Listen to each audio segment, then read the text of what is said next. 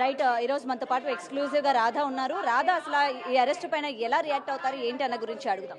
రాధా గారు, already arrest అయితే అవ్వడం కూడా జరిగింది, ఏదైతే మీరు పోరాటం చేస్తూ ఉన్నారో, సో దీనికి ఎలా చూడొచ్చు అంటారు? నా వరకైతే ఇది సగం సంతోషాన్ని ఇస్తుంది, ఇంకా సగం అయితే ఇవ్వట్లేదు. ఎందుకంటే తను జస్ట్ అరెస్ట్ మాత్రమే చేశారు. అంటే పోలీస్ డిపార్ట్మెంట్ వాళ్ళకు ఫస్ట్ నేను ధన్యవాదాలు చెప్పుకుంటున్నాను. అలాగే మన సీఎం రేవంత్ రెడ్డి గారు కూడా నేను ధన్యవాదాలు చెప్పుకుంటున్నాను. ఎందుకంటే వాళ్ళ డ్యూటీ వాళ్ళు చేశారు. ఇంకా మిగతాది చట్టం చేయాలి.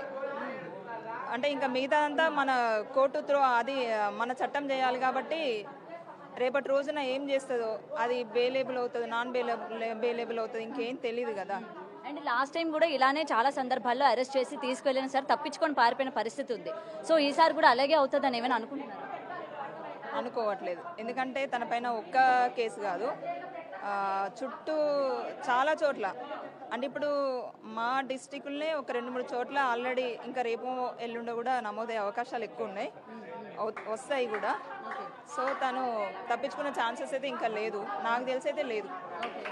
సో ఏదైతే గతంలో మీ పైన చాలా ఆరోపణలు చేశాడు, ప్రూఫ్స్ లేవు, ప్రూఫ్స్ ఉంటే దమ్ముంటే బయటికి రా అని చెప్పి, మరి ఈ రోజు మీరు ఆ ప్రూఫ్స్ అన్నవి బయట పెట్టే అవకాశం ఏమైనా ఉందా, లేకపోతే లీగల్గా ఏమైనా ప్రొసీడ్ అవుతుందా? అంటే నేను లీగల్గానే ప్రొసీడ్ అవుతాను, త్రూ మా సార్ ద్వారా వెళ్తాను. ఆజాద్ సార్, సాయికృష్ణ ఆజాద్ సార్ ద్వారా నేను వెళ్తాను. ఇంకేమైనా సలహాలు ఉంటే గురువు గారు. ఓకే, సో ఎటువంటి ప్రూఫ్స్ అంటే మీ మ్యారేజ్ వీడియోస్ కానీ ఆరెంజ్ మ్యారేజ్ ఫొటోస్ కానీ ఏమైనా సబ్మిట్ చేశారు? అంటే తన సెల్లులో ఉన్నాయి. ఓకే, ఎలాగ పోలీసుల అండర్లో ఉన్నాడు కాబట్టి మొబైల్ ఫోన్ స్వాధీనం చేస్తాం. అవునండి, అదే ఆలోచిస్తున్నాము గౌతమి గారు. తర్వాత ఏంటంటే ఇక్కడ ప్లేస్ ఆఫ్ అఫెన్స్ కరీంనగర్లో జరిగింది. విధంగా మీరు వచ్చారు కాబట్టి మాట్లాడతాం. ఆర్డర్ కాపీ కూడా నెక్స్ట్ మీకు గ్రూప్లో నేను పెడతాను. సో డీజీపీ గారిని కలిసి మీ దగ్గర కొంత ప్రూఫ్ ఏదైతే ఉందో అది మళ్ళీ పర్సనల్ ఇన్వెస్టిగేషన్ అవుతుంది, తెలుసు కదా. సో పర్సనల్ ఇన్వెస్టిగేషన్ అయిన తర్వాత మీరు అన్నట్టు ఆ ఫోను కొన్ని వివరాలన్నీ కూడా దొరికినాయని మాకు తెలుస్తుంది, అంటే ఆయన దగ్గర ఉన్నాయి. సో అవన్నీ కూడా స్వాధీనం చేసుకుంటే ఆటోమేటిక్గా ఏమికి సంబంధించిన వివరాలు. ఇంకొక విషయం ఏంటంటే చాలా మంది మహిళలు మమ్మల్ని కాంటాక్ట్ అవుతున్నారు కదా, ఆ యొక్క వివరాలు కూడా లభ్యమయ్యే అవకాశం ఉంది. తర్వాత అతని అకౌంట్ ఉంది కదమ్మా, ఆ అకౌంట్ కనుక ఓపెన్ చేస్తే ఎంతమంది డబ్బులు పడ్డాయి, ఎంతమంది వేశారు, అన్ని మొత్తం వివరాలన్నీ కూడా ఇన్వెస్టిగేషన్ జరుగుతూ ఉంది. అండ్ ఇంకొకటి, యోగి ప్రభాకర్ పేరు మీరు వినే ఉంటారు, వైజాగ్ లో ఆయనకి వస్త్రాలు కట్టారు. సో ఇతని పేరు మీద 3 కోట్ల వరకు కూడా బినామీగా పెట్టారు అన్న వాదన కూడా ఇవాళ బయట వినిపిస్తుంది. దీని గురించి ఏమైనా తెలుసా మీకు? నాకు తెలియదు. అంటే శ్రీనివాస్ పైన అంటే ఇంత ఆస్తి ఉంది అని చెప్పి ఏమైనా మీకు తెలుసా? అంటే ఎప్పుడైనా చెప్పాడా? నాకు చెప్పలేదు. తన పేరు మీద ఎలాంటి ఆస్తులు ఉన్నాయని ఎప్పుడు చెప్పలేదు, అంతే. సో తన బినామీగా తనకు ఒక విల్లా ఉందని, వర్షిని పేరు మీద విల్లా రాశానని కానీ దాని గురించి ఏమైనా తెలుసా మీకు? నాకు తెలియదు. ఓకే, అండ్ మీరు బయటకు వచ్చి మాట్లాడిన తర్వాత కొన్ని మాట్లాడారమ్మా. రాధా ఇప్పుడు కేవలం శ్రీనివాస్ గురించి కాదు, డబ్బు కోసం ఈ ఫైట్ చేస్తోంది. ఎందుకంటే వర్షిని వాళ్ళ కుటుంబానికి డబ్బులు ఇచ్చారన్న విషయం రాధకి తెలిసింది, తనకి కూడా న్యాయం జరగాలి అని చెప్పి ఈ పోరాటం చేస్తుంది అని మరి కొంతమంది వాదిస్తూ ఉన్నారు. దీనికి ఏమంటారు మీరు? కేవలం డబ్బు కోసం మీరు ఇవాళ ఇంత దూరం వచ్చారా? డబ్బు కోసమే అయితే నేను తనకు డబ్బు ఇచ్చేదాన్ని కాదు, నాకు ఆ డబ్బు అవసరం కూడా లేదు. తనకు శిక్ష పడాలనే నేను ముందుకు వచ్చాను.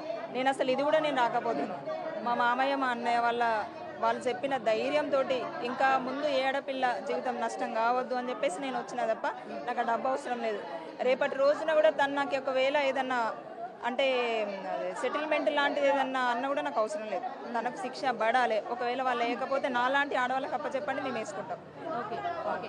సో మీకు వీళ్ళిద్దరూ పెళ్లి చేసుకున్నారు అని చెప్పి మీకు తెలుసా? మీకు అంటే మొన్న 13th రోజు రిలీజ్ చేశారు చూడు, అంతకు ముందుకు అడిగినాం అన్నట్టు, ఇట్లా రీల్స్ వస్తున్నాయి కదా నిజమేనా అంటే, ఆ దరిద్రుడు ఇట్లా చేసిండు అన్నయ్య మామయ్య అని చెప్పి మా ఇద్దరికి చెప్పింది. తను చెప్పింది. ఇంటికి తీసుకురాలే, బయట టెంపుల్ దగ్గర జరిగింది. ఆ రోజు మాకు కలవలే, ఆ రోజు వచ్చిండట కానీ కలవలే మాకు. తర్వాత మాకేం చెప్పలే. మొన్న వర్షిని గురించి స్టోరీలు రాగా మేమే అడిగినాం అన్నట్టు, మనకి ఇట్లా వస్తున్నాయి, మరొకసారి ఏం జరిగింది ఒకసారి ఫోన్ కలపంటే నా 20 days నుంచి నా ఫోను బ్లాక్ లిస్ట్లో పెట్టిండు అని చెప్పింది. ఉన్నాడు కాబట్టి మా అన్నయ్య వాళ్ళు నన్ను అడిగారు అన్నమాట. అంటే మాకు కూడా తెలుసు కదా. దాని తర్వాత ఏమన్నది అంటే, ఇట్లా నాకు సుతం ఇలాగే మోసం చేసి బలవంతంగా గిట్లా చేసిండు, నన్ను చంపుతానని బెదిరించిండు, పెట్రోల్ పోస్తానికి మంత్రాలు చేస్తా అది అని చెప్పి బెదిరించిండు అని చెప్పింది. ఆహా, నీకు సుతం ఇట్లా అయిందా అని చెప్పి అన్న వల్లే, లేదు ఇది మనం ఊరుకునేది లేదని చెప్పి మామయ్య నేను మేము ముగ్గురం కలిసి ఏం చేసినాం అంటే, మనం ఖచ్చితంగా దీని గురించి సీరియస్ తీసుకోవాలి. ఇంకో ఆడపిల్లని ఇప్పుడు ఇట్లా పోతూ ఉంటే ఇంకో ఆడపిల్లకు సుతం అన్యాయం జరుగుద్ది, నువ్వు ముందుకు రావాలి, వాడు చేసేది ఏం లేదు, వాడు భయభ్రాంతులకు గురి చేసుకుంటూ మనల్ని బెదిరించుకుంటూ ఇట్లా చేసుకుంటూ ఎందరికో అన్యాయం చేసుకుంటూ పోతూనే ఉంటాడు. లేదు నువ్వు బయటికి రావాలని చెప్పి మేము తనని మోటివేట్ చేసి తీసుకురావడం జరిగింది ఇక్కడ దాకా, హైదరాబాద్ దాకా. రాధ గారు వర్షిణికి సంబంధించి మాట్లాడినప్పుడు వాళ్ళ ఇంట్లోని అటు విష్ణు కావచ్చు లేకపోతే హర్ష కావచ్చు నగ్నంగా ఇద్దరిని చూశారు, ఏవో పూజలు చేస్తున్నారు అని అయితే వాళ్ళ పేరెంట్స్ గతంలో మాట్లాడడం జరిగింది.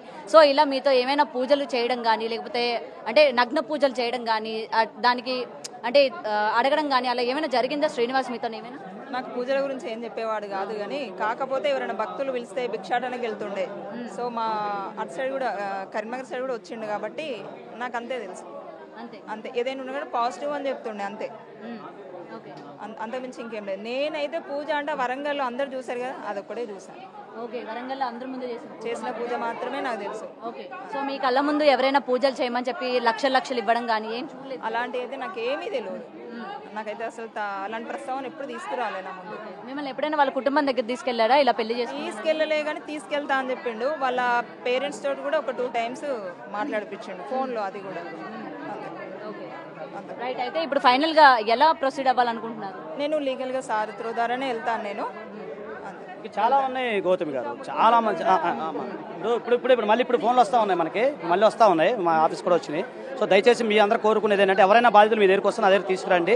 ఇంకా వ్యవస్థీకృత నేరాలు అవుతాయి, చాలా ఎఫ్ఐఆర్లు బుక్ అయ్యే అవకాశం ఉంది. మన రాష్ట్రంలో కాదు మిగతా రాష్ట్రాల్లో కూడా ఇన్ఫర్మేషన్ మాకు వస్తూ ఉంది. సో దయచేసి మీ అందరూ సహకారంతో ఇంకా ముందుకెళ్దాము. అసలు ప్రైవేట్ కంప్లైంట్లు కానీ అసలు నేషనల్ ఉమెన్ కమిషన్ కానీ నేషనల్ హ్యూమన్ రైట్స్ కూడా మేము వెళ్దానికి సిద్ధంగా ఉన్నామండి.